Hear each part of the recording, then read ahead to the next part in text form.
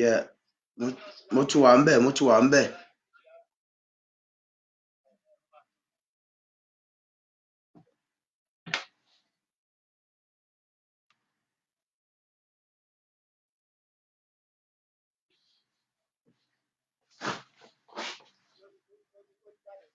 Yeah.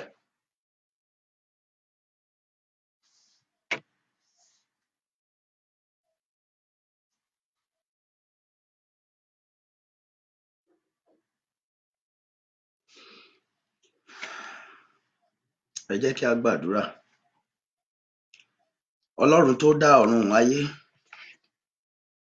Ọlọ́run tó ń jẹ́ èmi ni, Ọlọ́run tó ní gbogbo agbára, olórí ní ìjọba ènìyàn, Ọlọ́run òtítọ́, Ọlọ́run àánú, lórúkọ Jésù Olúwa gba ọpẹ́ wa. Bàbá àgbà, arúgbó ọjọ́, ẹlẹ́dàá gbogbo wa, Ọlọ́run ìyanu, lórúkọ Jésù Kristi Olúwa gba ìyìn wa. Aláàánú, atóbijù, lórúkọ Jésù ẹ sọ̀kalẹ̀ wá. Ọlọ́run tí ń jẹ́ èmi ni, ní orúkọ ńlá Jésù Kristi fi ara rẹ hàn. Ọlọ́run lónìí lórúkọ Jésù Kristi rán agbára rẹ wá. Àti kọ́ pélé àtìkọ́ṣe lọ̀rọ̀ wà. Ọ̀rọ̀ wà pẹ̀lú Ọlọ́run, Ọlọ́run sì ní ọ̀rọ̀ náà. Nípasẹ̀ rẹ̀ lé a dá ohun gbogbo, lẹ́yìn rẹ̀ a kò dóhun kan nínú ohun tí a dá mọ́. Ọlọ́run tó fi ọ̀rọ̀ àti agbára rẹ̀ dá ohun gbogbo, lórúkọ Jésù sọ̀kalẹ̀ wá. Sórí ayé, sórí ọ̀run, sórí omi, sórí òfurufú, sí inú òkùnkùn, Ọlọ́run sí orí ilẹ̀ àti sórí ẹ̀dá gbogbo. A kọ pé o tẹrí ọ̀run bọ, òkùnkùn ń bẹ ní abẹ́ ẹsẹ̀ rẹ, ní orúkọ Jésù Olúwa sọ̀kalẹ̀ wá. Ẹni tó tóbi, ẹni tó ní agbára, fi agbára rẹ hàn. Láti ọ̀run wá, lórúkọ Jésù jẹ́rìí ara rẹ. Olúwa tan ìmọ́lẹ̀ ńlá, Olúwa tan ìmọ́lẹ̀ òtítọ́, Olúwa fi agbára rẹ hàn. A ó máa yìn ọ́. Gbogbo agbára Sátánì, Olúwa dè ní ìgbèkùn. Gbogbo ẹ̀mí òkùnkùn pátá, Olúwa gbé wọn dè. Gbogbo ohun tó ń ṣiṣẹ́ tó lòdì sí òdodo, tó lòdì sí òtítọ́, tó lòdì sí agbára Ọlọ́run, lórúkọ Jésù ẹ wà ní dídè. Gbogbo agbára ewé ìgbò, gbogbo agbára, kí agbára wòlíì èké, agbára àlùfáà èké, gbogbo agbára àwọn ènìyàn búburú, gbogbo ẹ̀yin ẹ̀mí búburú ojú ọ̀run, ní orúkọ ńlá Jésù Kristi, mo dè gbogbo àmì, mo dè gbogbo ẹ̀mí. A kọ pé lórúkọ Jésù gbogbo eékún ni kó wólẹ̀. Ní orúkọ Jésù, gbogbo agbára tó lòdì ẹ wà ní dídè. Kí ìmọ́lẹ̀ wà, kọ́rọ̀ Ọlọ́run jọba. Jésù Olúwa wa. Mo kí wa lónìí lẹ́ẹ̀kan sí lórúkọ Olúwa wa Jésù Kristi. Mo gbé Ọlọ́run ga fún àánú tí a rí gbà láti jẹ́ ọmọ rẹ̀ àti láti jẹ́ èèyàn rẹ̀ àti láti wà láàyè lónìí. Mo kí yín kú àtàárọ̀, Ọlọ́run yóò ràn yín lọ́wọ́. Mo gbàdúrà pé a ó rí Ọlọ́run. Gẹ́gẹ́ bí ẹ ti mọ ètò yìí sí pé a pè ní àkókò ìhìnrere orí afẹ́fẹ́. Àkọlé ẹ̀ ní àkókò agbára.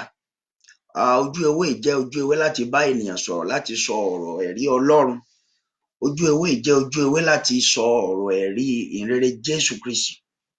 Ojú ewé jẹ́ ojú ewé láti sọ ìjìnlẹ̀ àti agbára Ọlọ́run, pé kí àwọn ọmọ Ọlọ́run kí wọ́n lè mọ pípé agbára Ọlọ́run, kí wọ́n sì lè ní agbára pípé. Àkókò agbára. Láti bí ọ̀sẹ̀ méjì mo ń bá yín sọ̀rọ̀ nípa òmìnira, ṣùgbọ́n mo bẹ̀rẹ̀ lórí àwọn nǹkan tó lòdì sí òmìnira wa. Mo sọ nípa ẹ̀ṣẹ̀, ìmísí ẹ̀ṣẹ̀ ni mo pe ti bí ọ̀sẹ̀ méjì sẹ́yìn. Òní mo fẹ́ bá yín sọ̀rọ̀ nípa ìkùnà ẹran ara. Ìkùnà ẹran ara. Àwọn tí ó lòdì sí òmìnira wa, ara ẹ̀ náà ni ìkùnà ẹran ara. Òtítọ́ ni Ọlọ́run dá wa ní àwòrán ara rẹ̀, ó dá wa ní àwòrán rẹ̀ ní ẹ̀dá ènìyàn. Ó dá wa láti máa gbénú àgọ́ yìí. Òótọ́ ló fi erùpẹ̀ mọ wá kó tó di pé ó mí èémí yè sí imú wa. Ẹran ara yẹn wá jẹ́ ìkùnà fún òmìnira wa. Ẹran ara yẹn jẹ́ ìkùnà fún òmìnira wa. Ẹran ara yẹn jẹ́ ìkùnà fún òmìnira. Láìsí ẹran ara ni òmìnira wa ìbá pé púpọ̀ púpọ̀. Ṣùgbọ́n nítorí àgọ́ ẹran ara yìí, òmìnira wa ó ní ìdíwọ́, ó ní ìdíwọ́.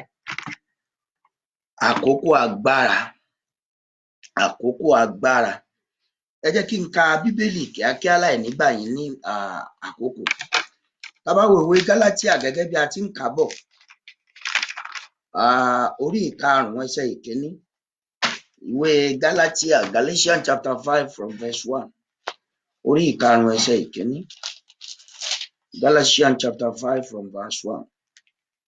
Gálátíà orí karùn-ún ẹsẹ̀ ìkíní. Galatians chapter 5 from verse 1. Mo máa kà á fún wa kíákíá ń sìn.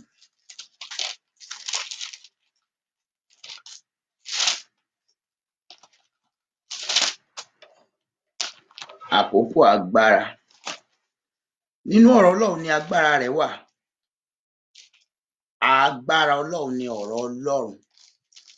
Ṣùgbọ́n tí ọ̀rọ̀ yẹn ò bá yé wa, ó ṣeéṣe kí a má ní agbára rẹ̀. Ṣùgbọ́n tó bá yé wa, ìgbà yẹn ni ó di agbára fún wa. Mo fẹ́ ka ìwé Gálátíà yẹn orí ìkarùn-ún ẹsẹ̀ ìkíní. Nítorí náà ẹ dúró ṣinṣin nínú òmìnira náà, èyí tí Kristi fi sọ wá di òmìnira, kí ẹ má sì ṣe tún fi ọrùn bọ àjàgà ẹrú mọ́. Òyìnbó ẹ̀ sọ wípé stand fast therefore in the liberty wherewith Christ has made us free, and be not entangled again with the yoke of bondage. Ẹ dúró ṣinṣin nínú òmìnira, èyí tí Kristi ti sọ wá di òmìnira. Ó ní kí a má tún ti ọrùn ara wa bọ àjàgà mọ́. Títọrùn bọ àjàgà náà ní ìgbà tí a bá wà nínú ara.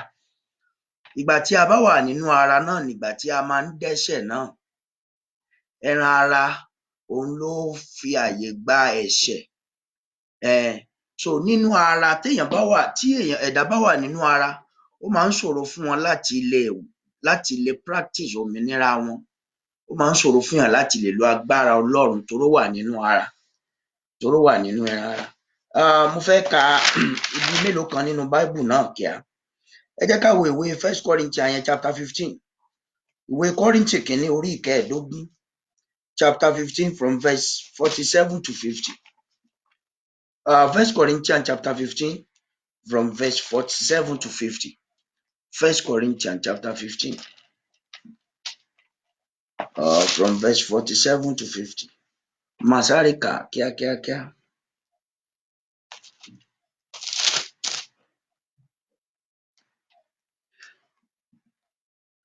Ọkùnrin ìṣáájú ti inú erùpẹ̀ wá, ẹni erùpẹ̀, ọkùnrin ẹ̀kejì Olúwa láti ọ̀run wá ni. Bí ẹni erùpẹ̀ ti rí, irú bẹ́ẹ̀ sì ni àwọn tí í ṣe ti erùpẹ̀. Bí ẹni tí ọ̀run ti rí, irú bẹ́ẹ̀ sì ni àwọn tí í ṣe ti ọ̀run. Bí àwa sì ti ru àwòrán ẹni erùpẹ̀, bẹ́ẹ̀ ni àwa ó sì ru àwòrán ẹni ti ọ̀run. Ará, ǹjẹ́ èyí ni mo wí pé ara òun ẹ̀jẹ̀ kò lè jogún ìjọba Ọlọ́run? Bẹ́ẹ̀ ni ìdíbàjẹ́ kò lè jogún àìdíbàjẹ́. Ara òun ẹ̀jẹ̀ kò lè jogún ìjọba Ọlọ́run. Ìkùnà ẹran ara wa. Ìjọba Ọlọ́run jẹ́ ìpín àwọn ọmọ. Ìjọba Ọlọ́run jẹ́ orísun agbára wa. Ìjọba Ọlọ́run jẹ́ òdodo àti agbára Ọlọ́run. Ṣùgbọ́n ẹran ara yìí àti ẹ̀jẹ̀ kò lè jogún ìjọba Ọlọ́run. Ẹran ara àti ẹ̀jẹ̀ kò lè jogún ìjọba Ọlọ́run. Ibi tí mo kà fún nínú ìwé 1 Corinthians yẹn sọ nípa Ádámù àkọ́kọ́, ẹni erùpẹ̀. Ìdí ara tó sì fa ìkùnà Ádámù nìyẹn lọ́jọ́ tí Sátánì bẹ̀ ẹ́ wò. Ẹran ara ò lè ṣẹ́gun èṣù. Ẹran ara ò lè ṣẹ́gun ayé. Ẹran ara ò lè mú òdodo Ọlọ́run ṣẹ nítorí ó jẹ́ ẹran ara. Nítorí ó jẹ́ ẹran ara. Ẹ má jẹ́ kí n tàn yín. Ẹran ara lòdì sí òmìnira wa. Tí a bá wà nínú ẹran ara, a ò ní lè mú òdodo Ọlọ́run ṣẹ. Tí a ò bá ti lè mú òdodo Ọlọ́run ṣẹ, a ò ní lè ṣe ìfẹ́ Ọlọ́run.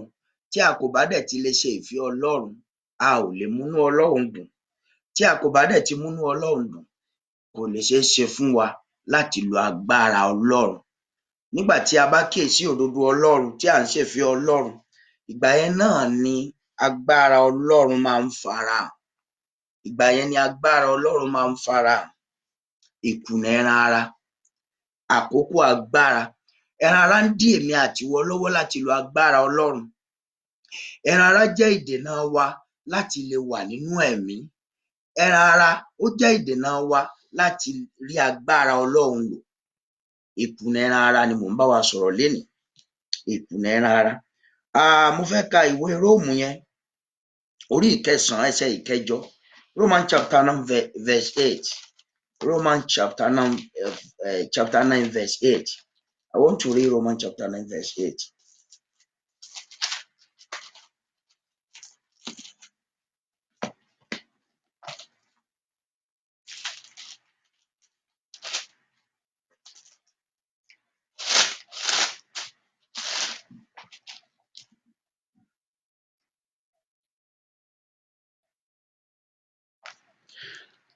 Èyí ni pé kì í ṣe àwọn ọmọ nípa ti ara ni ọmọ Ọlọ́run, ṣùgbọ́n àwọn ọmọ ìlérí lè a kà ní irú ọmọ. Ìwé Róòmù orí 9 nìyẹn, ẹsẹ̀ 8. Èyí ni pé kì í ṣe àwọn ọmọ nípa ti ara ni ọmọ Ọlọ́run, ṣùgbọ́n àwọn ọmọ ìlérí lè a kà ní irú ọmọ. Nígbà tí a wà nínú ara, a kì í wu Ọlọ́run. Nígbà tí a wà nínú ara, a kì í lè wà nínú pípé agbára ìsọdọmọ, a kì í lè lo agbára ìsọdọmọ. Nígbà tí a wà nínú ara, a wà ní ọ̀nà sí ikú.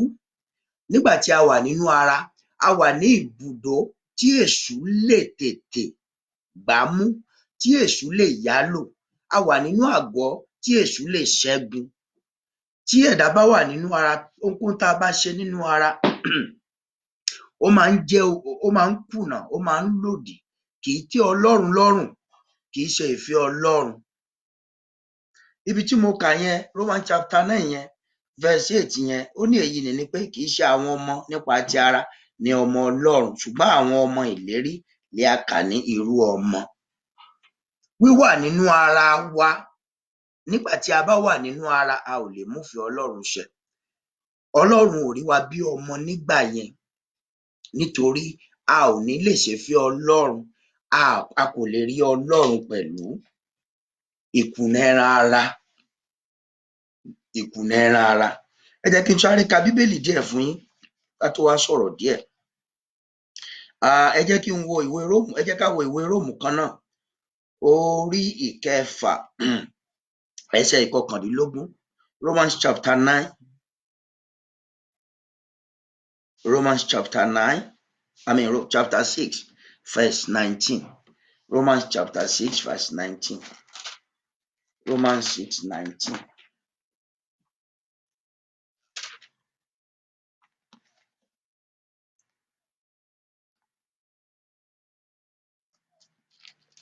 Èmi ń sọ̀rọ̀ bí ènìyàn nítorí àìlera ara yín, nítorí bí ẹ̀yin ti jọ̀wọ́ àwọn ẹ̀yà ara yín lọ́wọ́ bí ẹrú fún ìwà èérí àti fún ẹ̀ṣẹ̀ dé inú ẹ̀ṣẹ̀, bẹ́ẹ̀ gẹ́gẹ́ ni kí ẹ̀yin kí ó jọ̀wọ́ àwọn ẹ̀yà ara yín lọ́wọ́ nísinsìnyí bí ẹrú fún òdodo sí ìwà mímọ́.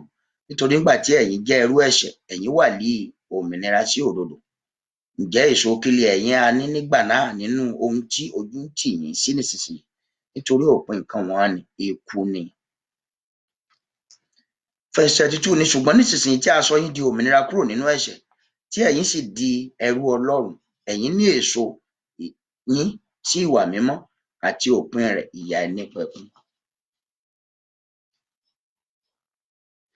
Romans chapter 6 from verse 19 to 22 to 21-22. Mo ń sọ nípa ìkùnà ẹran ara. Tí a bá wà nínú ẹran ara, a ò tí ì di òmìnira. Tí a bá sì ń so èso sí ikú, tí a sì ń so èso ẹ̀ṣẹ̀, tí a sì ń so èso nínú àgọ́ ara yìí, a ò tí ì di òmìnira.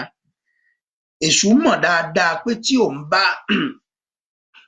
bá gba inú ẹran ara wọlé sí wa lára, tí òun bá lè rí wa bá sọ̀rọ̀, tí òun bá lè mú ọkàn wa wá láti máa ṣèfẹ́ ara, àti sọ agbára nù. Ó mọ̀ pé a ò di òmìnira nígbà yẹn. Ó mọ̀ pé a kò di òmìnira.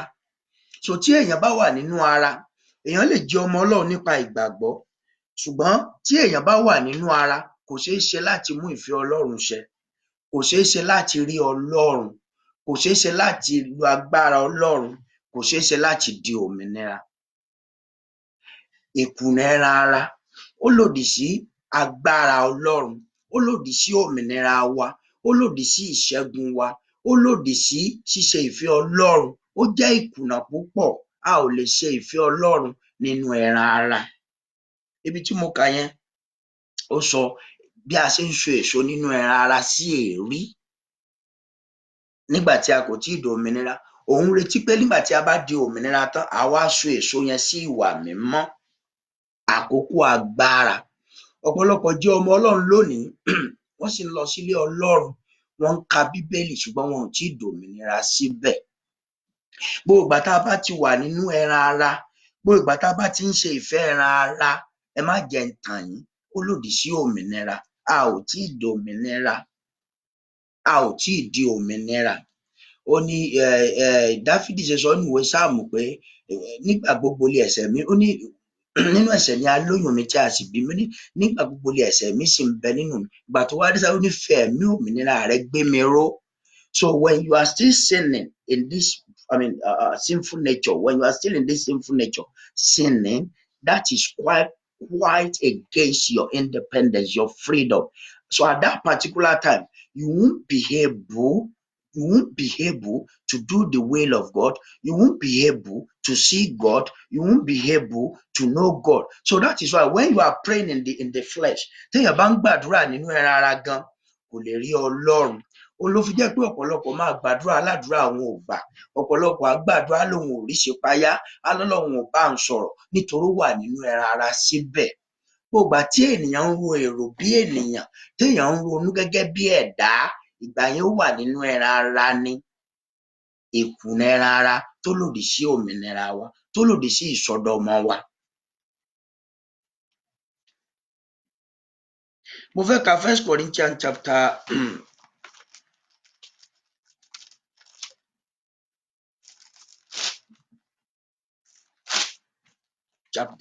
1. 1 Corinthians chapter 1. 1 Corinthians chapter 1.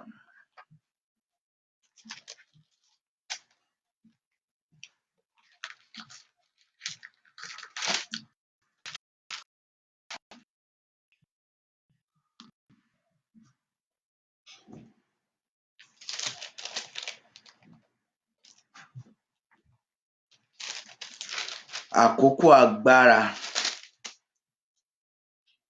Àkókò agbára.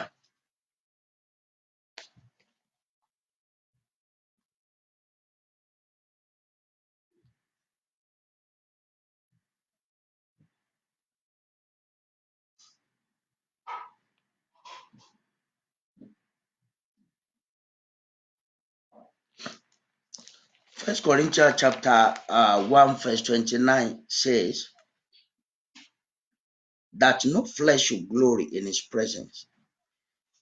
Yorùbá ẹ̀ sọ pé kí ó má ṣe sí ẹlẹ́ran ara tí yóò ṣògo níwájú rẹ̀. Kí ó má ṣe sí ẹlẹ́ran ara tí yóò ṣògo níwájú rẹ̀. Àkókò agbára. Tá a bá ti wà nínú ẹran ara, a ò lè ṣèfẹ́ Ọlọ́run. Inú ẹran ara lẹ̀rù tí máa ń bà wá. Inú ẹran ara la ti máa ń dá ẹ̀ṣẹ̀.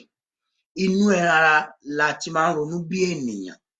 Ọ̀pọ̀ wa náà la sì wà nínú ẹran ara títí dìsinsìnyí tí a kò kí ń mọ̀ bó ṣe yẹ ká wà nínú ẹ̀mí. Àkókò agbára. Àkókò agbára.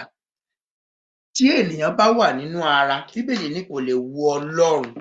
Kò sí bí èèyàn ṣe fẹ́ wu Ọlọ́run tó bá wà nínú ẹran ara. Kò sí bí èèyàn ṣe fẹ́ ṣèfẹ́ Ọlọ́run tó bá wà nínú ẹran ara. Tí èèyàn bá wà nínú ẹran ara, kò lè di òmìnira lásìkò yẹn. Àkókò agbára. Ẹ wo ìwé Róòmù yẹn, orí ìkeje. Romans chapter 7 verse 24. Romans chapter 7 verse 24. Romans chapter 7 verse 24.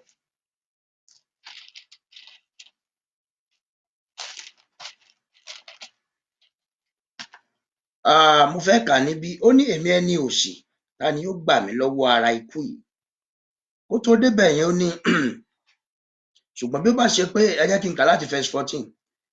Ṣùgbọ́n àwa mọ̀ pé ohun ẹ̀mí lé òfin, ṣùgbọ́n ẹni tí ara lé ẹ̀mí tí a kà sábẹ́ òfin. Nítorí ohun tí èmi ń ṣe èmi kò mọ̀, nítorí kì í ṣe ohun tí mo fẹ́ lé èmi ń ṣe, ṣùgbọ́n ohun tí mo kórìíra lé èmi ń ṣe. Ṣùgbọ́n bí ó bá ṣe pé ohun tí èmi kò fẹ́ èyí ni lé èmi ń ṣe, mo gbà pé òfin dára. Ǹjẹ́ nísinsìnyí kì í ṣe èmi ló ń ṣe é mọ́ bí kò ṣe ẹ̀ṣẹ̀ tí ó ń gbé inú mi. Nítorí èmi mọ̀ pé kò sí ohun rere kan tí ń gbé inú mi, èyí ni nínú ara mi. Nítorí ìfẹ́ ohun tí ó dára ń bẹ fún mi, ṣùgbọ́n ọ̀nà àti ṣe lé èmi kò rí. Nítorí ire tí èmi fẹ́ èmi kò ṣe, ṣùgbọ́n búburú tí èmi lè ṣe. Ṣùgbọ́n bí ó bá ṣe pé ohun tí èmi kò fẹ́ èyí lé èmi ń ṣe, èmi kọ́ ní ṣe é mọ́ bí kò ṣe ẹ̀ṣẹ̀ tí ń gbé inú mi. Ǹjẹ́ mo rí ní ti òfin pé bí èmi ti ń fẹ́ láti máa ṣe rere, búburú a máa wá lọ́dọ̀ mi. Inú mi ṣàdùn sí òfin Ọlọ́run nípa ẹni tí inú. Ṣùgbọ́n mo rí òfin mìíràn nínú àwọn ẹ̀yà ara mi tí ń bá òfin inú mi jagun, tí ó sì ń dì mí ní ìgbèkùn wá fún òfin ẹ̀ṣẹ̀ tí ó ń bẹ nínú àwọn ẹ̀yà ara mi. Èmi ẹni òṣì, ta ni yóò gbà mí lọ́wọ́ ara ikú yìí? Èmi ẹni òṣì, ta ni yóò gbà mí lọ́wọ́ ara ikú yìí? Èmi ẹni òṣì, ta ni yóò gbà mí lọ́wọ́ ara ikú yìí? Ohun tí mò ń sọ níbí ni pé wíwà nínú ẹran ara, gbígbé nínú ẹran ara kò lè mú wa ṣe ìfẹ́ Ọlọ́run, kò lè jẹ́ ká lè mú òdodo ṣẹ, kò ní jẹ́ kí á gbọ́ ti Ọlọ́run. Ó máa ń tako ohun ẹ̀mí mímọ́, ó máa ń tako ìfẹ́ Ọlọ́run, ó máa ń tako òdodo Ọlọ́run. Ohun tó bá dẹ̀ ti tako òdodo Ọlọ́run, ohun tó bá ti lòdì sí ìfẹ́ Ọlọ́run, ó lòdì sí òmìnira wa. Àkókò agbára.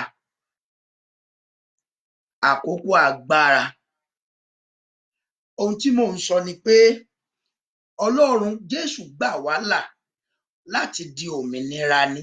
Lọ́jọ́ téèyàn bá ti gba Jésù lólúwa àti olùgbàlà, téèyàn jẹ́wọ́ ẹ̀ṣẹ̀, èèyàn ti di òmìnira.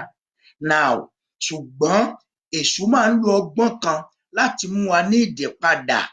Ó máa ń fi ọgbọ́n kan mú wa láti tẹrí wa ba.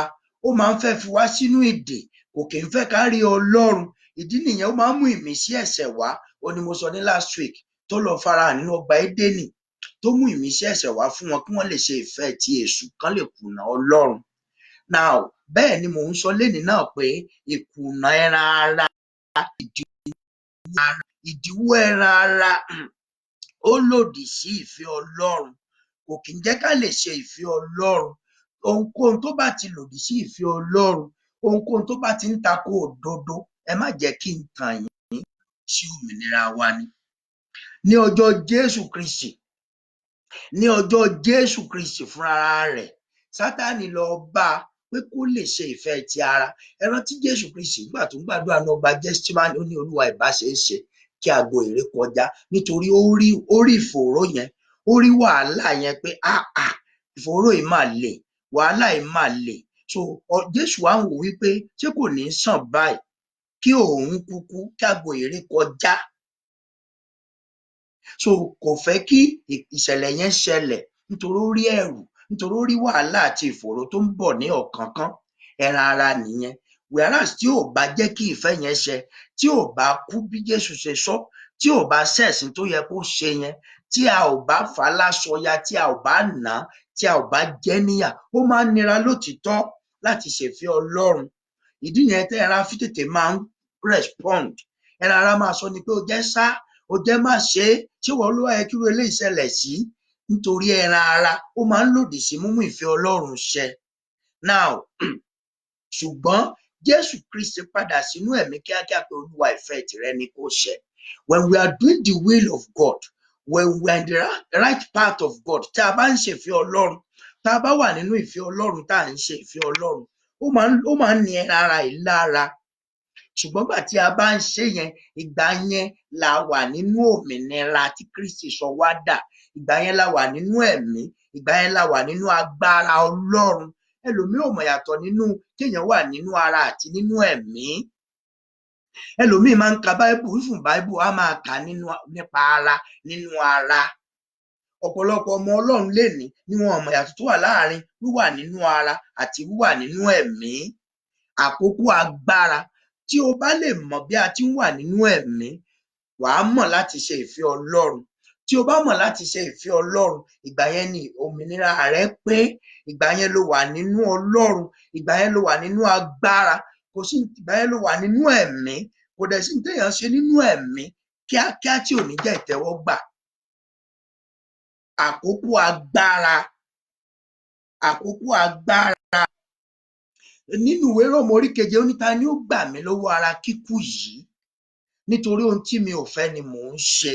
Ẹran ara náà máa ń surface, ẹran ara máa ń wá, á ní ṣe báyìí, ṣe báyìí. So ẹni tó bá mọ òye á wò pé Ọlọ́run kọ́ leléyìí, ẹran ara ni eléyìí, Ọlọ́run kọ́ ni eléyìí. So kò ní tẹ̀ sí yẹn, á tẹ̀ sí ìfẹ́ Ọlọ́run. Ó mo ṣe fi ọjọ́ Jésù ṣe àkàwé. Bó ṣe jẹ́ Olúwa tó, nígbà tó rí ẹ̀rù, ìfòòró tó ń bọ̀ àti ìdààmú, tó rí ẹ̀sín yẹn, tó rí ìrẹ̀sílẹ̀ yẹn, ó ní Olúwa, ìbá ṣeé ṣe kí ẹran, tó bá ṣeé ṣe ni Olúwa, jọ̀ọ́, tó bá ṣeé ṣe jẹ́ kí aago ìrékọjá ní inú ẹran ara nìyẹn. Ìgbà tí ẹ̀dá wà nínú ẹran ara nìyẹn.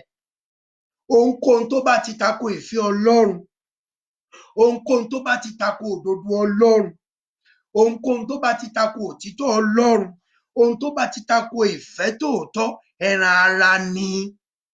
Àkókò agbára. Níwọ̀n nígbà tí ẹ bá ti gba Jésù gbọ́ tẹ́ ẹ ti dọmọ Ọlọ́run, ẹ má tún tọrùn bọ àjàgà ẹ̀ṣẹ̀ mọ́. Ẹ má tọrùn bọ àjàgà ẹ̀ṣẹ̀ mọ́. Ẹ má jẹ́ kí ẹran ara mú yín lọ sínú ìgbèkùn láti dá ẹ̀ṣẹ̀. Kéèyàn tó dá ẹ̀ṣẹ̀, èṣù ló kó máa mínísítà sí, á mínísítà sí ẹ̀dá ẹran ara ẹ̀. Nígbà tí ẹ̀dá bá ti wá gbà á, tó gbà á láti ṣe, ìgbà yẹn ló dá ẹ̀ṣẹ̀. Ìgbà téṣù ṣe bó mínísítà sí Sátánì náà, ó mínísítà sí Jésù náà, ṣùgbọ́n Jésù ò gba ìfẹ́ yẹn lọ́wọ́ ẹ̀. So Jésù ò dẹ́ṣẹ̀, because ìgbà tó mínísítà sí Jésù, Jésù ò dá a lé ohùn. Jésù padà sínú ẹ̀mí. Jésù fi òtítọ́ dá lóhùn pé rárá, a ti kọ ọ́ wípé, rárá, a ti kọ ọ́ wípé, Jésù ò dá a lé ohùn láti ṣe ìfẹ́ rẹ̀. Tó bá Jésù náà sọ̀rọ̀ gẹ́gẹ́ bí ẹ̀dá ènìyàn láti inú ẹran ara. Torí ẹ má gbàgbé pé a bí Jésù náà a bí Jésù Kristi nínú ẹ̀dá Màríà. Nítòótọ́, ẹ̀mí Ọlọ́run ló tọ̀ ọ́ wá, agbára ọ̀gá ògo ló sì dìbò, ṣùgbọ́n ó jogún ẹran àti ẹ̀jẹ̀ nígbà yẹn. Ìdí nìyẹn tẹ́ ẹ fi rí Jésù lọ́kàn tó ní wọ́n ní ebi ń pa á, àwọn ọmọ ẹ̀yìn ẹ̀ lọ láti lọ wá oúnjẹ fún un. Ìdí nìyẹn tẹ́ ẹ fi rí Jésù tó fi lọ kúnlẹ̀ nínú ọgbà Gẹ́símánì pé Olúwa, ìbá ṣe ṣe kí aago ìrékọjá, nítorí ó rí ìdààmú yẹn, ó rí ìfòòró yẹn. Kò sí tí ò lè dé bá ọmọ Ọlọ́run, kò sí tí ò lè ṣẹlẹ̀ sí ẹ̀dá ènìyàn, kò sí tí èṣù ò fi lè dán ìgbàgbọ́ rẹ wò. Bí ìgbàgbọ́ ẹ bá ṣe tó, náà ni àdánwò yẹn ó ṣe tó. Bí ìgbàgbọ́ yẹn bá ṣe tó, òun náà ni ìfẹ́ Ọlọ́run ó ṣe ga tó níwájú ẹ. So níwọ̀n nígbà téèyàn bá ti mọ ìfẹ́ Ọlọ́run, téèyàn bá ti mọ òdodo Ọlọ́run, èèyàn ò ní tẹ̀ sí ìfẹ́ ti ara, èèyàn á padà sínú ẹ̀mí, nítorí ara sí ikú, ẹ̀mí sí ìyè. Ìdíwọ́ ẹran ara, ìdíwọ́ ẹran ara. Ẹ jẹ́ kí n tún ka Bíbélì díẹ̀ fún yín. Romans chapter 8 mo fẹ́ sáré kà á. Romans chapter 8. Bọ̀ kí n tó kà yẹn, jẹ́ kí n ka ìwé Jóòbù orí 10 ẹsẹ̀ 9. Ẹ jẹ́ kí n sáré lọ kà á. Ìwé Jóòbù orí 10 ẹsẹ̀ 9. Mo fẹ́ kó yé wa yàtọ̀ tó wà láàrin ẹran ara àti bí ẹran ara wa ṣe ń sọ wá, tó ṣe ń kó bá òmìnira wa. Téèyàn bá ti mọ̀, èèyàn ò ní tẹ̀ sí. Ìwé Jóòbù orí 10 yẹn, Job chapter 10 ẹsẹ̀ 9.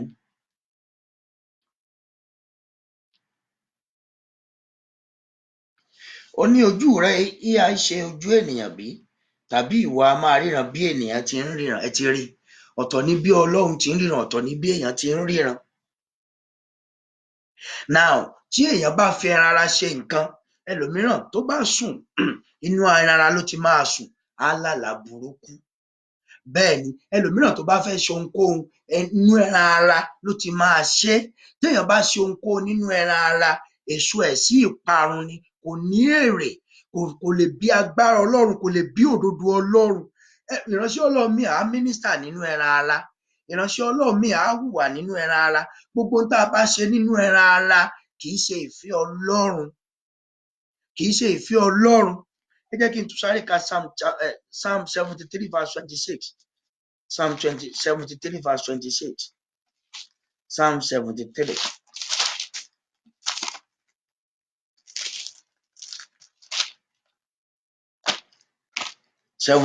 Àkókò agbára.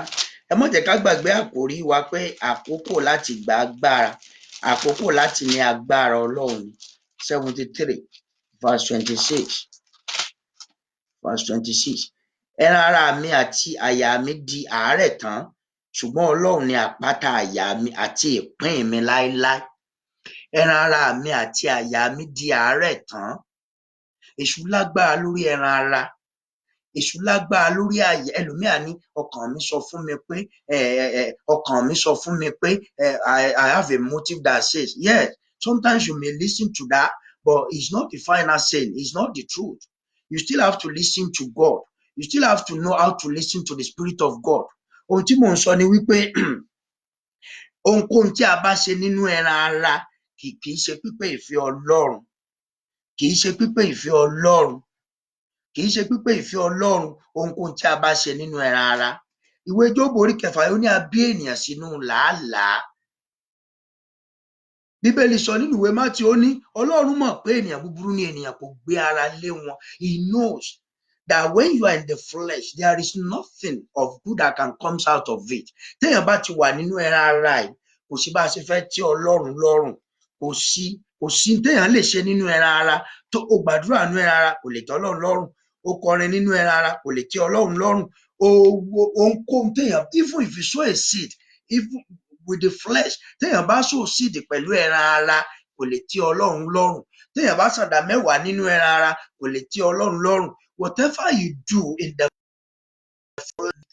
name of God, àwọn nǹkan wọ̀nyí lòdì sí òmìnira wa. Ẹlòmíì nínú ẹran ara náà, ẹlòmíì inú ẹran ara ni ẹlòmíì ti máa ń gbé ìgbésẹ̀. Kò ní bi Ọlọ́run ṣé kí n ṣe báyìí, ṣé kí n má ṣe. Kò ní bi Ọlọ́run. Inú ẹran ara ni ẹlòmíì ti máa ń hùwà, lẹlòmíràn ti máa ń gbé ìgbésẹ̀. So wíwà nínú ẹran ara ó máa ń dí wa lọ́wọ́ láti ṣèfẹ́ Ọlọ́run. Ẹ jẹ́ kí n sáré ka Gálátíà ẹlòmíì bóyá ó lè má yé yín tó. Ẹ jẹ́ kí n kàwé Galatians chapter 5 from verse 1. From verse 19. Galatians chapter 5 from verse 19. Mo fẹ́ ka fún yín díẹ̀ nínú àwọn èso ti ara tó máa jẹ́ kó yé yín. Tá a bá ti wà nínú irú nǹkan bẹ́ẹ̀ yẹn, a sì nínú Ọlọ́run, a sì nínú ẹ̀mí. A gbọ́dọ̀ padà sínú ẹ̀mí ká bàa lè rí Ọlọ́run ni. Galatians chapter 5 from verse 19.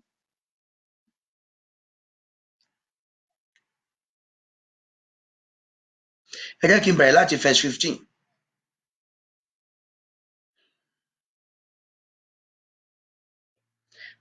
Ẹ jẹ́ kí n bẹ̀rẹ̀ láti verse 15. Ṣùgbọ́n bí ẹ̀yin bá ń bu ara yín sán, tí ẹ sì ń jẹ ara yín run, ẹ kíyèsára kí ẹ má ṣe pa ara yín run. Verse 16. Ǹjẹ́ mo ní ẹ máa rìn nípa ti ẹ̀mí, ẹ̀yin kì yóò sì mú ìfẹ́kúfẹ̀ẹ́ ti ara ṣẹ. Ẹ ti gbọ́? Nítorí tí ara ń ṣe ìfẹ́kúfẹ̀ẹ́ lòdì sí ẹ̀mí. Verse 17. Nítorí tí ara ń ṣe ìfẹ́kúfẹ̀ẹ́ lòdì sí ẹ̀mí, àti ẹ̀mí lòdì sí ara. Àwọn wọ̀nyí sì lòdì sí ara wọn, kí ẹ má bàa lè ṣe ohun tí ẹ̀yin ń fẹ́.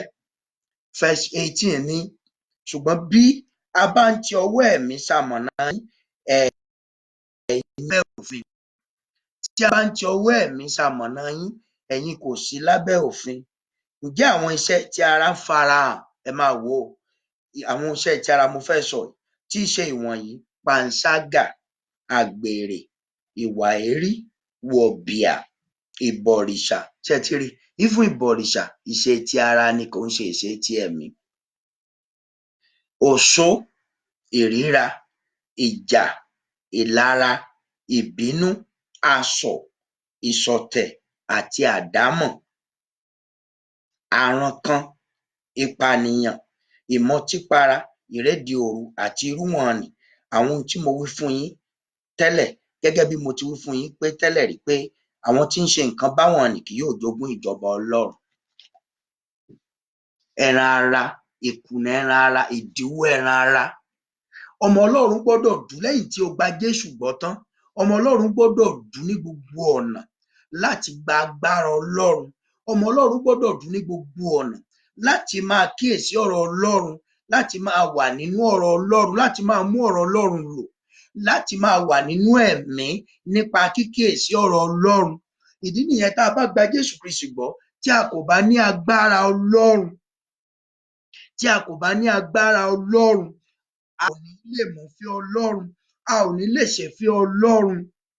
Ìṣe ẹran ara ìṣe ẹran ara máa ń dùn lóòótọ́, bọ̀ gbogbo ìgbà tí a bá ti ń ṣe ìfẹ́ ẹran ara, a ò lè tẹ́ Ọlọ́run lọ́rùn. Inú Ọlọ́run ò kì í dùn sí wa. Ọlọ́run ò lè gbọ́ àdúrà wa. Iwájú èṣù la máa ń wà. Àdúrà wa kò lè gòkè dé ọ̀run nítorí a wà nínú ẹran ara. Mò ń sọ wípé nínú òmìnira náà ni mò ń sọ̀rọ̀ lé lórí. Mo wá ń sọ àwọn ìkùnà, àwọn ohunkóhun tó lòdì sí òmìnira wa. Nínú ẹ̀, mo pe ti ọ̀sẹ̀ méjì sẹ́yìn ní ìmísí ẹ̀ṣẹ̀ àti ẹ̀ṣẹ̀. Ó máa ń lòdì sí òmìnira. A ò lè wà nínú ẹ̀ṣẹ̀ ká ní kò rọ̀ fún kó máa pọ̀ sí.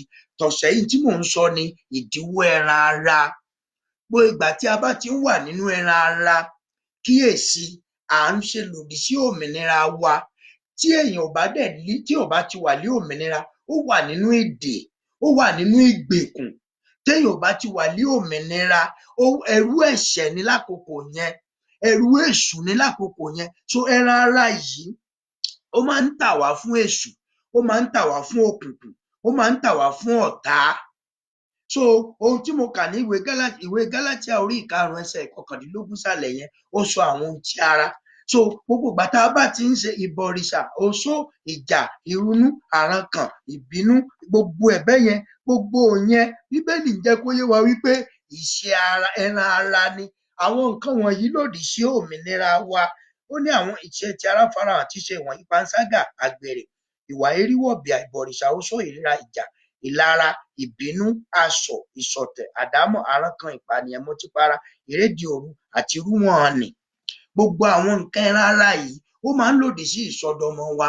Ẹ̀yin wá lè béèrè pé òkè, ìgbà tá a bá ti wá ṣe a ò ń sọmọ Ọlọ́run mọ́, ọmọ Ọlọ́run ni ọ́. Ṣùgbọ́n lọ́gán tí wọ́n rí pé ó ti hùwà ẹran ara kan, tètè tọrọ ìdáríjì, padà sínú Ọlọ́run. Fọ̀rọ̀ Ọlọ́run yẹ ara rẹ wò. Bóyá ò ń bínú ni, tètè kúrò nínú ìbínú yẹn. Torí tó o bá pẹ́ nínú ìbínú yẹn, òmìnira rẹ á bọ́, òmìnira rẹ á di asán. O ò sí nínú òmìnira mọ́. Èṣù á mú ọ ní ìgbèkùn. Ẹni tó bá ti wà nínú ìdè ò sí nínú òmìnira. Ẹni tó ń ṣèfẹ́ èṣù ò sí nínú òmìnira. Ẹni tí ò ṣèfẹ́ Ọlọ́run ò sí nínú ohun tó ń sọ ní di òmìnira. Òun ni agbára Ọlọ́run tó múni ṣèfẹ́ Ọlọ́run. Ẹ̀jẹ̀ Jésù Kristi èyí tó rà wá padà tó sọ wá dọmọ. Ṣùgbọ́n gbogbo ìgbà tí a bá ti ń bọ́ sínú ẹran ara, a ò lè rí Ọlọ́run. Ó ní 1 John chapter 3 yẹn sọ pé ẹnikẹ́ni tó bá ń dẹ́ṣẹ̀ ti èṣù ni. Lẹ́yìn tó ti gba Jésù Kristi gbọ́ tó bá ń dẹ́ṣẹ̀, èṣù máa ń claim èèyàn ni. Ṣùgbọ́n tó bá jẹ́mi nìwọ, lọ́gán tènìyàn ti mọ̀ pé mo mà ti dẹ́ṣẹ̀. Ẹni tó bá gbọ́n á padà sínú Ọlọ́run, á tọrọ ìdáríjì ẹ̀ṣẹ̀, ó ti padà sínú òmìnira ẹ̀ nìyẹn. Ṣùgbọ́n kéèyàn takú sínú ẹ̀ṣẹ̀, kó ní kò sí tí ó ṣẹlẹ̀, ayé ń ṣerú ẹ̀, ó ti sọ òmìnira rẹ̀ nù. Téèyàn bá dẹ̀ ti ní òmìnira, ó ti wà nínú ìdè ayé, ìdè èṣù, ìdè ẹ̀ṣẹ̀, ìdè ikú, ìdè òfin.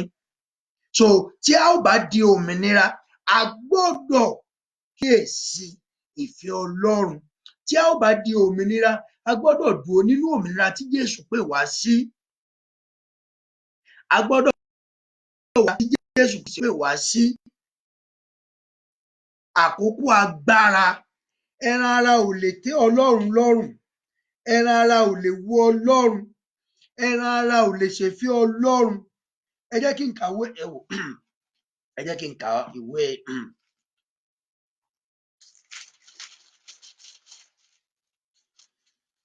1 Corinthians chapter 15 verse 50 yẹn náà, jẹ́ kí n sáré kà fún. Mo fẹ́ kó yé wa, kò ń sọ̀rọ̀ tó pọ̀. Mo fẹ́ kó yé wa. Tó bá yé wa, a lè gbádùn òmìnira Ọlọ́run. Nínú òmìnira ni ìyè wà. Inú ẹ̀ ni àlàáfíà wà. Inú ẹ̀ ló ti lè lo agbára Ọlọ́run. Ìwọ fúnra ẹ̀ á lo agbára Ọlọ́run, wàá rí kó ṣiṣẹ́. Bó o gbàdúrà ní òmìnira, kíá ló máa gbà. ẹ jẹ́ kí n kà á 15 verse 50. Chapter 15 from verse 50. Chapter 15. Ìdíwọ́ ẹran ara tó lòdì sí òmìnira wa. Àkókò agbára. Àkókò agbára.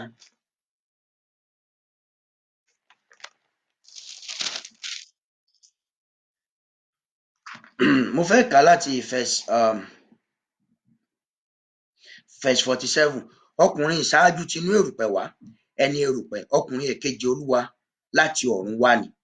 Bí ẹni erùpẹ̀ ti rí, irú bẹ́ẹ̀ sì ni àwọn tí ń ṣe ti erùpẹ̀. Bí ẹni ti ọ̀run ti rí, irú bẹ́ẹ̀ sì ni àwọn tí ń ṣe ti ọ̀run. Bí àwa sì ti ru àwòrán ẹni erùpẹ̀, bẹ́ẹ̀ ni àwa ó sì ru àwòrán ẹni ti Ọlọ́run.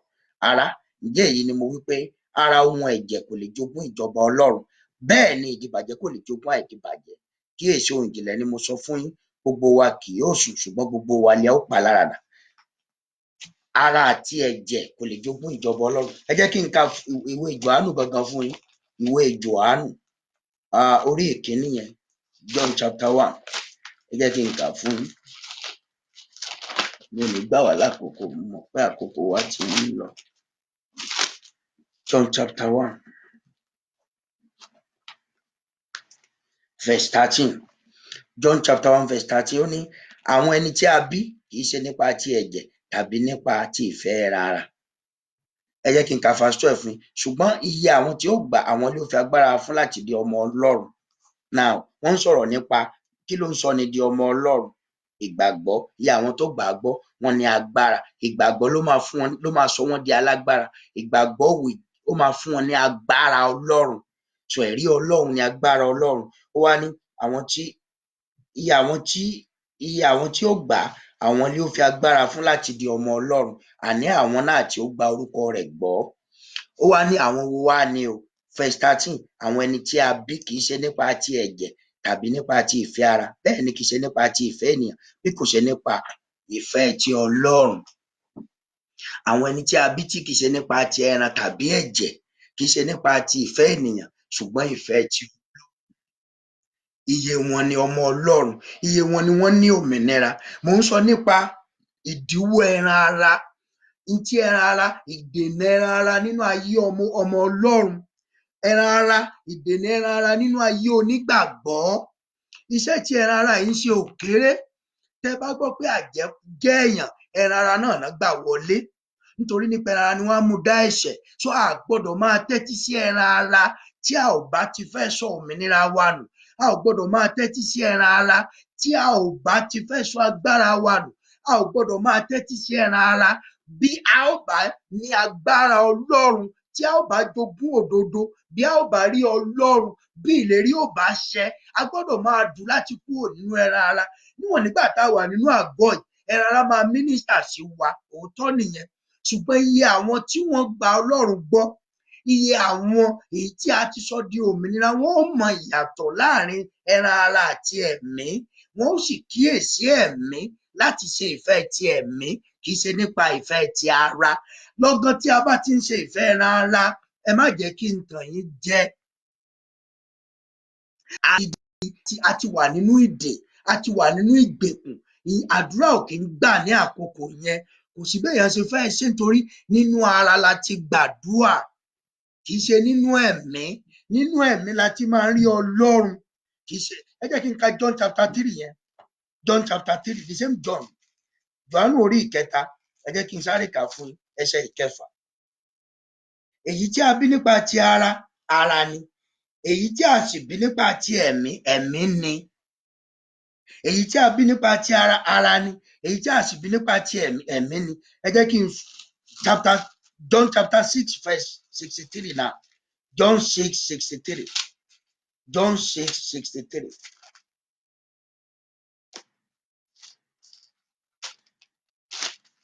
John 6:63.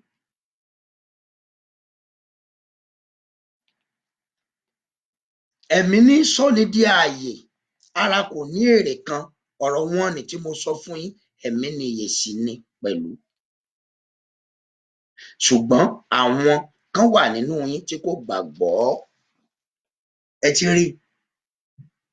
àwọn kan wà nínú yín tí ẹ jẹ́ kí n tún kà John chapter 6 verse 63 ẹ̀mí ní sọ ni di ààyè ara kò ní èrè kan ọ̀rọ̀ wọn ni tí mo sọ fún yín ẹ̀mí ni ìyè sì ni ṣùgbọ́n àwọn kan wà nínú yín tí kò gbàgbọ́.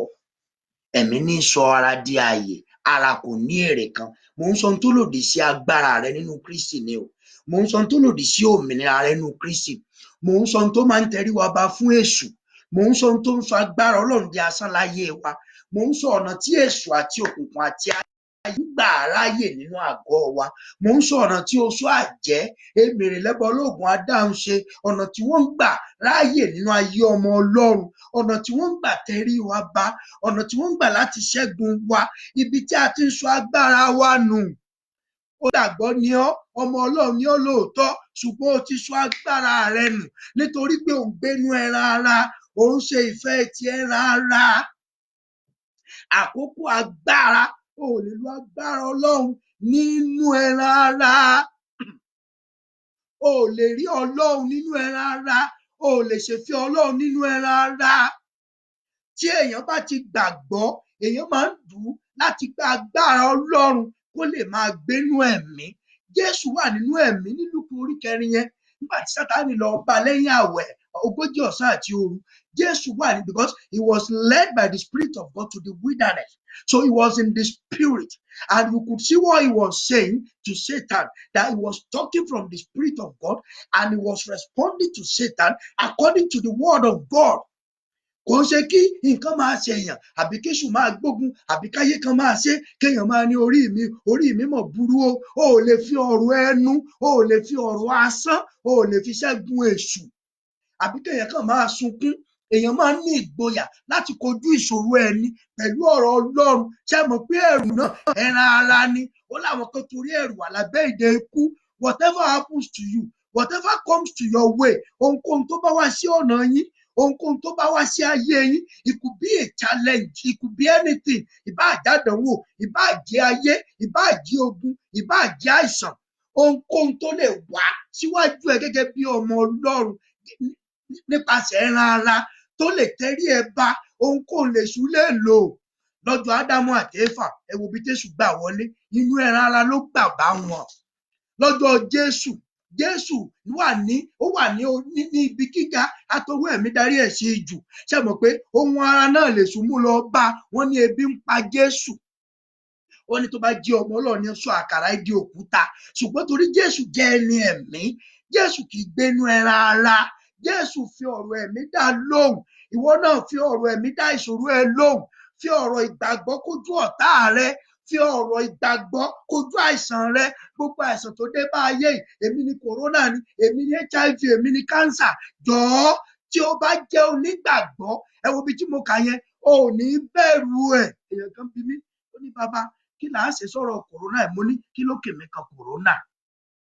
Ogun tèmi ń jà ju kòrónà lọ. Ṣèbá àìsàn ẹyọ kan ni kòrónà. Ogun ayé ogun èṣù làwa ń jà. Tá a bá ti ń gbàdúrà fún yàn, ogun áńgẹ́lì kan sọ fún mi mọ́júmọ́ ẹ̀, ó ní wò ó ní ogun dìde sí ọ láti ọ̀run àpáàdì nítorí òtítọ́ tó ń sọ lórí afẹ́fẹ́ yìí. Ó sì tún sọ fún mi, ó ní àwọn wòlíì èké kan náà wọ́n ń ṣiṣẹ́ lòdì sí mi, kò nítumọ̀ sí mi.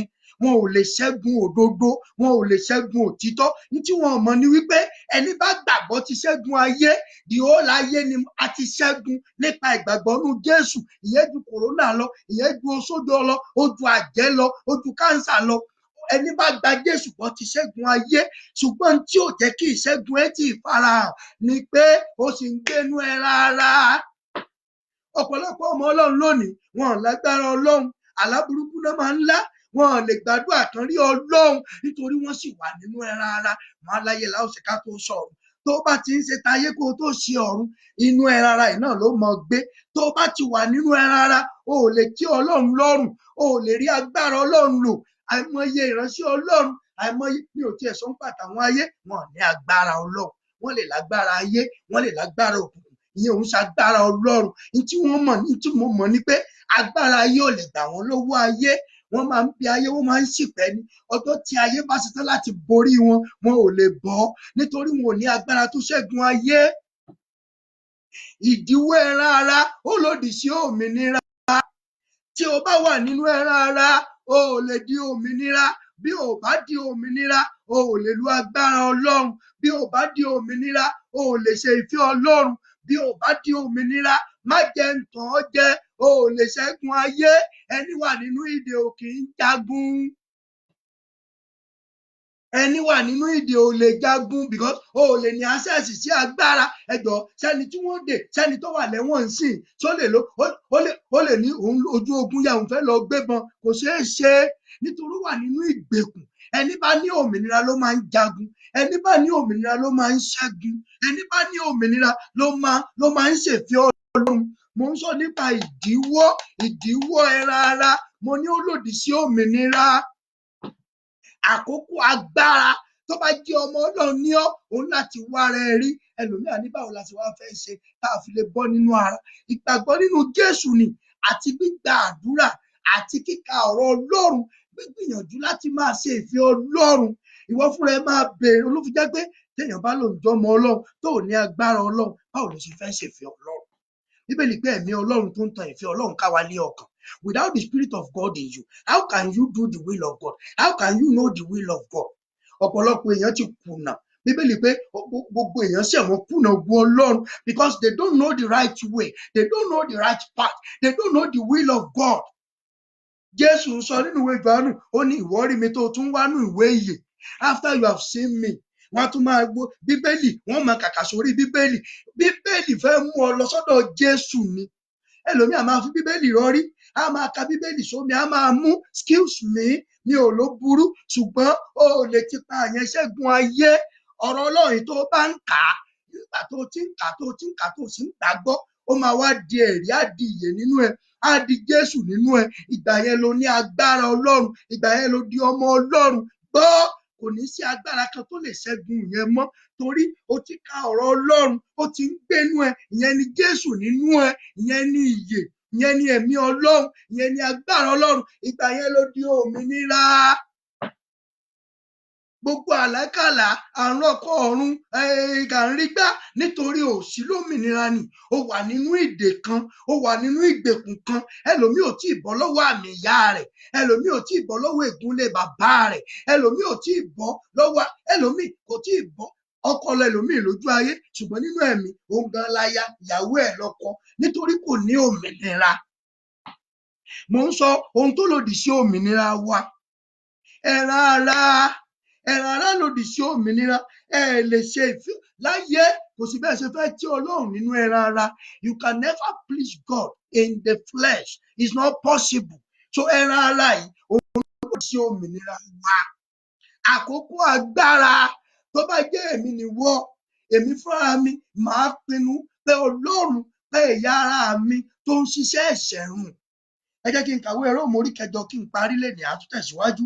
Ẹ jẹ́ kí n ka Róòmù orí 9. Ọ̀pọ̀lọpọ̀ ló jẹ́ ọmọ Ọlọ́run lénìí, ṣùgbọ́n wọn ò ní òmìnira o. Wọ́n wà nínú ìdè ayé, ìdè àìsàn, ìdè èṣù, ìdè ikú. Ẹlòmíì wà nínú ìdè gbèsè.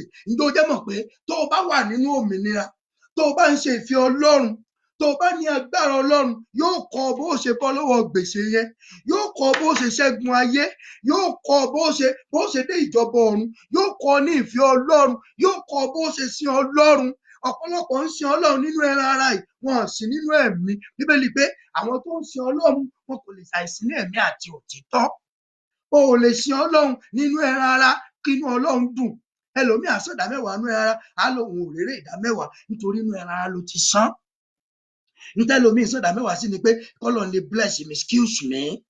Ṣé wọ́n sọ fún ọ pé tó o bá f'Ọlọ́run lówó kò lè bless ẹni? Rárá, ó yẹ o san ìdámẹ́wàá nítorí pé ó jẹ́ ìfẹ́ Ọlọ́run. Ó yẹ kí inú ẹ dùn lá. Wọ́n sọ argument nínú ayé nítorí ọ̀pọ̀lọpọ̀ èèyàn ò mọ Ọlọ́run mọ́. Ìdámẹ́wàá nítorí ó jẹ́ òdodo Ọlọ́run pé ṣe é. Ìtorí ó yẹ kí inú ẹ dùn láti ṣe, kò ń ṣe torí èrè tó fẹ́ rí níbẹ̀. Tó bá ti jẹ́ pé nítorí èrè ló ṣe fẹ́ dá, Ọlọ́run ti rí ọkàn. Ọkàn lọ́lọ́run máa ń wò, kì í ṣe ojú. Ẹlòmíì á mú wá ní Ọlọ́run mo fẹ́ lọ fún 1,000, jẹ́ kí n rí 10,000 lọ́sẹ̀ tó ń bọ̀. Excuse me. Lọ fún 1,000 ẹ rajà kó lọ jèrè 10,000. Ṣe ìdámẹ́wàá nítorí ọ̀rọ̀ Ọlọ́run. Ṣe ìdámẹ́wàá nítorí kí ó jẹ́ bá a lè wà ní Ọlọ́run. sọ ìdá mẹ́wàá nítorí tí òdodo wí, má sọ nítorí wípé pásítọ̀ mi tí n bá sọ yóò bínú, má sọ nítorí wípé a ní káàdì tá a máa ń máàkì, tá a bá ti káàdì ní chọ́ọ̀chì wa tí pásítọ̀ bá rí pé mi ò máàkì ẹ̀ wàhálà ni. O ò sọ torí Ọlọ́run, o sọ torí pásítọ̀, o ò lè jèrè ẹ̀. Èèyàn kan bí mi òun fẹ́ máa fún mi ìdá mi, mo ní why? Ó ní Ọlọ́run ní kò máa fún mi, mo ní kí ló dé? Lóòótọ́ ọmọ mi nínú Olúwa, mo pray fún, lóòótọ́ ọmọ mi nínú Olúwa, ṣùgbọ́n èmi gan ò fẹ́ gba ìdá mẹ́wàá tọ́lọ́run ó bá mi jà lé lórí. Ó bí mi ó béèrè àkáǹtì mi ò dáhùn. Mo ń wá ojú Olúwa pé Olúwa ṣé kí n gbà sóòótọ́ ni, ṣé ìwọ ni? Ọ̀ǹtí ọjọ́ tó lọ sọ fún mi pé lọ fún un kó lè máa sọ torí òun fẹ́ lànà fún. Ọlọ́run fúnra ẹ̀ náà tún wá fi ìran òun. Gbogbo nǹkan tí a bá ń ṣe láyé yìí tí ò bá ti jẹ́ ìtọ́ni tó olókàn wá sókè ẹni àti pé ọ̀rọ̀ Ọlọ́run sọ pé yes, ọ̀rọ̀ Ọlọ́run sọ pé ṣùgbọ́n ó gbọ́dọ̀ dàpọ̀ mọ́ ìgbàgbọ́, ó gbọ́dọ̀ tinú ẹ̀mí wá, a gbọ́dọ̀ dárí ẹ nípa ẹ̀mí mímọ́. Ìyẹn náà ń pè nítọ́ni Ọlọ́run. Ẹyẹ ṣe ohunkóhun nínú ẹran ara àti iṣẹ́ Olúwa àti iṣẹ́ ìsìn àti ìwà, gbogbo tí ẹ̀dá bá ń ṣe láyé tó o bá ṣe ní ìbámu pẹ̀lú ọ̀rọ̀ Ọlọ́run, tó o bá ṣe nípa ìtọ́ni Ọlọ́run, kò sí ìparun, kò sí ìdíbàjẹ́, o ò lè ṣọ́ọ̀tì láíláí, èṣù ò lè borí rẹ láíláí. If you want to sow a seed in the spirit, not in the flesh. Ẹlòmíà lọ sóò sí dání, Ọlọ́run mo fẹ́ lọ sóò ẹ̀ kó lè bùkún fún mi ní, excuse me.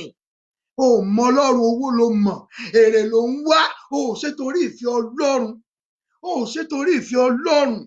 Ìfẹ́ Ọlọ́run ni pé nítorí ọ̀rọ̀ Ọlọ́run sọ bẹ́ẹ̀. Ìfẹ́ Ọlọ́run ni pé ìdí nìyẹn tó bá jẹ́ pé torí ìfẹ́ Ọlọ́run ni kò ní nira fún ọ láti ṣe, kò ń ṣèdá mẹ́wàá nìkan, ìfún ìtọrẹ àánú, ìfún ìṣoore, ìfún kéèyàn dúró tọ́ ẹlòmíì pásítọ̀ míì tó gun ọmọ ìjọba le tó bá pray torí pé ogun ayé gidi ni yóò sá ni a ní kò wọ́n ta ní kú bí ò ṣe wọ, o ò ṣe kú kọ́lọ́run jí ọ dìde, ẹ ronú ẹ pa ìwàdà, o ò ṣe kú kọ́ ọgbà dí ògo, o ò ṣe dojúkọ ní òde lónìí. Ọ̀pọ̀lọpọ̀ ìránṣẹ́ Ọlọ́run wọn ì dojú kúgun èṣù mọ́. Ẹ wò inú lẹ́ǹtì láwa sí, many churches wọn sínú lẹ́ǹtì mọ́. Ọjọ́ kan Ọlọ́run sọ fún mi, ó ní lẹ́ǹtì yẹn ló ń so onígbàgbọ́ di ọ̀kan gbogbo àgbáyé, èṣù ti tàn wọ́n kúrò ńbẹ̀. Mi ní kí churches má gba àwẹ̀ tiwọn, ẹ lè máa gba 70, 100 yín, ọ̀tọ̀ nìyẹn. Kí ló dé tá a gba lẹ́ǹtì mọ́? Jẹ́ kí n sọ àṣírí kan fún yín. Àwọn mùsùlùmí Ramadan tán máa ń gbà yẹn ní àkókò tí wọ́n bá ń gbà, tí mo bá ń gbàdúrà báyìí, mo máa ń rí ìran yẹn bí wọ́n ṣe sọ̀kan. Ẹ jẹ́ n sọ fún yín, ilé ìṣọ́ Bábélì wọn ṣe nípa òdodo, ṣùgbọ́n nítorí ìṣọ̀kan, nítorí wọ́n agree papọ̀, wọ́n kọ́ ilé yẹn dí ọ̀run. Kì í ṣe nípa ìgbàgbọ́ nínú Jésù. Ìtumọ̀ ẹ̀ ni pé bí èèyàn lásán bá fi ìmọ̀ ṣọ̀kan, ohun tí wọ́n bá béèrè á ó ṣe fún wọn. Ṣé kí n sọ kíní kan fún yín? Nínú òkùnkùn wọ́n máa ń pín kíní kan, wọ́n á ní àrò mẹ́ta ò kí ń dọbẹ̀ nù. Tí òkùnkùn mẹ́ta, oṣó, àjẹ́, èmèrè, tán bá fi ìmọ̀ ṣọ̀kan, tí wọ́n bá ṣe iṣẹ́ kan, ó máa ń ṣẹ. Ṣé wọ́n bẹ̀rẹ̀ lórúkọ Jésù? No, ṣùgbọ́n ìṣọ̀kan, agreement, collectiveness, ìṣọ̀kan, Mùsùlùmí máa ń pè ní jànmọ́. Wọ́n ní ẹ wá kírun jànmọ́, ìrun tẹ́ ẹ bá kí pẹ̀lú jànmọ́, wọ́n mọ̀ pé ó lérè ju ìrun àdákí lọ. Onígbàgbọ́ ti dẹyọ, ọ̀tọ̀ ni èrìdìmù agbáwẹ̀ tiẹ̀, MFM àgbà tiẹ̀, mi nìkan má gbà á. Ṣùgbọ́n àkókò lẹ́yìn tó yẹ ká lè observe, wọ́n ní kò bá Bíbélì mu, excuse me. Ẹni ò bá Bíbélì mu, ṣàmì nínú Bíbélì, fi mí sílẹ̀ ń bẹ̀. Mú kan, fi kan sílẹ̀. Ẹ ronú ẹ pàwàdà, àkókò agbára. Ohun tí mo sọ lónìí ni pé ìfẹ́ ara, ìdíwọ́ ẹran ara ó lòdì sí òmìnira rẹ. Ó ní òjò orí Ọlọ́run, ó ní òjò òmìnira rẹ ó pé, òun ló mú ọ kúrò ní òmìnira, òun ló fi ọ́ sínú ìdè àsán, òun ló fi ọ́ sínú ìdè ayé, òun ló tẹrí ẹ bá fún òkùnkùn. Ẹlòmíì bẹ̀rù, bó bá rí mèrè yóò máa sá, bó bá rájẹ yóò máa sá, bó bá róṣó yóò máa sá. Nítorí òun ló òmìnira ni. Jẹ́ kí n sọ fún ọ, tí o bá wà nínú òmìnira, tó sọ bá rí òun ní ọ̀sà, torí yóò rí Ọlọ́run nínú ẹ, yóò rí ìmọ́lẹ̀ òtítọ́ tó mọ́ ọ, yóò rí ẹ̀jẹ̀ Jésù lára ẹ, yóò rí agbára ọmọ lára ẹ, yóò tẹríba ni. Àjẹ́ ò tẹríba ni, wòlíì èké ò tẹríba. Èyí tó bá kọ̀ tí ò tẹríba, wọ́n ń ṣègbé. Òtítọ́ ló sọ bẹ́ẹ̀. Ó lédè tí ò mọ̀ mí àti tó mọ̀ mí, wọ́n sì, ó ní tó bá kọ̀ tí ò sì mí, wọ́n ń ṣègbé ni. Àìsí lómìnira mọ́ la fi di asán. Àìsí lómìnira mọ́ la ṣe sọ agbára nù. Àkókò agbára. Ẹ jẹ́ kí n kàdé last kìíní kí n fi yín lẹ̀ lénìí. á kọ̀ntínú níjọ́ mẹ́jọ. Mo fẹ́ ka ìwé Róòmù orí 8 yẹn kíákíá ká máa lọ torí mi fẹ́ kó pọ̀ jù. Mo fẹ́ ka Romans chapter 8 from verse 1 to 8. Ǹjẹ́ ẹ̀bi kò sí ní ìsinyìí fún àwọn tí ó wà nínú Kristi Jésù, àwọn tí kò rìn nípa ti ara bí kò ṣe nípa ti ẹ̀mí. Nítorí òfin ẹ̀mí ìyè nínú Kristi Jésù sọ wọ́n di òmìnira lọ́wọ́ òfin ẹ̀ṣẹ̀ àti ikú. Nítorí ohun tí òfin kò lè ṣe bí ó ti jẹ́ aláìlera nítorí ara, Ọlọ́run rán ọmọ òtìkára rẹ̀ lé àwòrán ara ẹ̀ṣẹ̀ àti bí ẹbọ fún ẹ̀ṣẹ̀, ó sì dá ẹ̀ṣẹ̀ lẹ́bi nínú ara, kí a lè mú òdodo òfin ṣẹ nínú àwa tí kò rìn nípa ti ara. Ẹ ti gbọ́, o ò lè rìn nípa tara kó o mú òdodo òfin ṣẹ láéláé, ṣùgbọ́n ká lè mú òdodo òfin ṣẹ nínú àwa tí kò rìn nípa ti ara. Kí a lè mú òdodo òfin ṣẹ nínú àwa tí kò rìn nípa ti ara bí kò ṣe nípa ti ẹ̀mí. Nítorí àwọn tí ó wà nípa ti ara wọn a máa ro ohun ti ara. Àwọn tó wà nípa ti ara, ohun ti ara náà máa ń rò. Bó ló ṣe wá fẹ́ rí Ọlọ́run? Ṣùgbọ́n àwọn tí ó wà nípa ti ẹ̀mí wọn a máa ro ohun ti ẹ̀mí. Nítorí èrò ti ara ikú ni, ṣùgbọ́n èrò ti ẹ̀mí ni ìyè àti àlàáfíà. Nítorí èrò ti ara ọ̀tá ni sí Ọlọ́run, nítorí kì í tẹríba fún òfin Ọlọ́run, òun kò tilẹ̀ lè ṣe é. Ara ò kì í tẹríba fún òdodo Ọlọ́run, ara ò kì í tẹríba fún ìfẹ́ ti Ọlọ́run. Báwo ló ṣe wá ló fẹ́ rí Ọlọ́run nínú ara? Ẹlòmíì bá sọ prayer point báyìí, màmá wò pé ṣáàdúrà báyìí ó sì gbà, ṣé ṣùgbọ́n èṣù ó gbọ́ àdúrà eléyìí kó sì respect ẹ̀. Wọn ò ní gbàdúrà kó bódodo mu. Àdúrà rádaràda wọn wá ní àdúrà wọn ò rí sípayá. Kí n bá pray tí mi kò ṣẹlẹ̀ rí o, kí n pray kí n má rí sípayá kọ́ lọ́ má bá mi sọ̀rọ̀. Tẹ́ ẹ bá gbàdúrà nú ara kò sí èrè kankan, o ò lè rí Ọlọ́run, torí ẹran ara máa ń takú ẹ̀mí, kì í tẹríba fún ti ẹ̀mí, kì í tẹríba fún òdodo. Ara ò ní gbà fún ọ láti ṣe ti ẹ̀mí torí kò ní fẹ́ kó rí Ọlọ́run. Àkókò agbára, bá a ṣe lè ní agbára Ọlọ́run nìyẹn, nípa gbígbénú ẹ̀mí, nípa kíkúrò nínú ẹran ara. Ẹ jẹ́ kí n gbàdúrà fún yín. Nítorí èrò ara ọ̀tá ni sí Ọlọ́run, nítorí kì í tẹríba fún òfin Ọlọ́run, òun kò tilẹ̀ lè ṣe.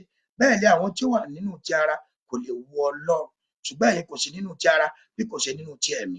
Bí ó bá ṣe pé ẹ̀mí Ọlọ́run gbé inú yín, ṣùgbọ́n bí ẹnikẹ́ni kò bá ní ẹ̀mí Kristi, òun kò sí nínú ẹni tirẹ̀. Bí Kristi bá sì wà nínú yín, ara jẹ́ òkú nítorí ẹ̀ṣẹ̀, ṣùgbọ́n ẹ̀mí jẹ́ ìyè nítorí òdodo. Mo fẹ́ gbàdúrà fún ọ. Mo bẹ̀ ọ́ lónìí lórúkọ Jésù Kristi. Ibi tó rọrùn láti mọ̀ béèyàn ṣe ń wà nínú ara níwé Gálátíà orí 5 ẹsẹ̀ 19 yẹn sísàlẹ̀ yẹn. Gbogbo àtà bá ti wà nínú èso yẹn, a ti wà nínú ara, a ò lè rí Ọlọ́run. Ó ṣeéṣe bí ọmọ Ọlọ́run kó o ṣe ṣiṣẹ́, ṣùgbọ́n tó bá jẹ́ èmi nìwọ ni, tètè tọrọ ìdáríjì ẹ̀ṣẹ̀, béèrè fún agbára Ọlọ́run àti ẹ̀jẹ̀ Jésù, padà sínú òtítọ́, òmìnira rẹ yóò sì farahàn padà. Ìgbà yẹn la ó tú ọ nínú èdè rẹ. Mo fẹ́ gbàdúrà fún ọ. Ara èyàn ò lè wà nínú ara kó wo Ọlọ́run o. Èyàn ò lè wà nínú ara kó ṣèfẹ́ Ọlọ́run. Èyàn ò lè wà nínú ara kó múnú Ọlọ́run dùn. Àdúrà ò kì í gbà nínú ara. Ara máa ń mú wa ní èdè fún èṣù ni. Ìyẹn la ṣe wà nínú ọ̀pọ̀lọpọ̀ èdè àìsàn àti ìpọ́njú àtogun ayé. Ẹ gbọ́, mo ní ara ó lòdì sí òmìnira wa. Àkókò agbára, Ọlọ́run pè wá sí ìpè òmìnira ni. Ó ní ká má padà sínú àjàgà mọ́ tí ó sọ wá di ẹrú. Ọlọ́run yóò ràn yín lọ́wọ́. Ẹ jẹ́ kí n gbàdúrà fún ẹni tó dá ọ̀run wọn ayé. Ọlọ́run tí ń jẹ́ èmi ẹni. Oh my God. Ọlọ́run tó pé, Ọlọ́run tó pọ̀, Ọlọ́run tó tayọ. Ní orúkọ Jésù, a gbé yín ga fún àánú tí a rí gbà ní àṣálẹ̀ láti wà láyé àti láti wà láàyè. Lórúkọ Jésù, Olúwa gba ọpẹ́ wa. Ẹni tó dá ọ̀run wọn ayé, lórúkọ Jésù Kristi, Olúwa sọ̀kalẹ̀ wá. Mo bá àwọn ènìyàn rẹ sọ̀rọ̀. Ọlọ́run, mò ń sọ fún wọn tó lòdì sí òmìnira wọn nínú Ọlọ́run. Mò ń sọ fún wọn pé ìdíwọ́ ẹran ara máa ń lòdì sí òmìnira. Tó bá dijọ́ mẹ́jọ, a tún lè tẹ̀síwájú láti sọ parí. Ṣùgbọ́n mo bẹ̀ ọ́ lónìí, Olúwa fún ara rẹ, lórúkọ Jésù farahàn fún wọn. Lórúkọ Jésù, Olúwa kọ́ wọn mọ̀ ọ́n ṣe. Láti ọ̀run, Olúwa tan ìmọ́lẹ̀ rẹ. Ọlọ́run o, gbogbo àwọn tó wà nínú ìdè yìí, lórúkọ Jésù, Olúwa tú wọn sílẹ̀. Ní orúkọ Jésù, Olúwa sọ wọ́n di òmìnira. Mo fi ìdè ẹran ara bú lónìí. mo fi ìdè ènìyàn bú lónìí, mo fi ìdè ayé ìdè èṣù bú lónìí lórúkọ Jésù. Ọlọ́run ṣèdájọ́ ẹ̀. Gbogbo ohun tó lòdì sí òmìnira ayé Ọlọ́run kó dá lẹ́jọ́. Gbogbo ìṣẹ́ ara pátápátá Ọlọ́run kó bá wí. Mo béèrè agbára Ọlọ́run fún yín lónìí láti di ọmọ, láti di òmìnira lórúkọ Jésù. Ẹ gba agbára Ọlọ́run lórúkọ Jésù. Ẹ gba ẹ̀mí mímọ́, kí ìmọ́lẹ̀ Ọlọ́run mọ́ yín, kẹ́ ẹ rí Olúwa lórúkọ Jésù Kristi. Gbogbo àmì ayé, gbogbo àmì àìsàn, àmì ikú, gbogbo ẹ̀mí kòrónà, gbogbo ẹ̀mí àìsàn, gbogbo ẹ̀mí ikú Ọlọ́run kó ṣèdájọ́ ẹ̀. Gbogbo ìdìde àti ìjà ayé Ọlọ́run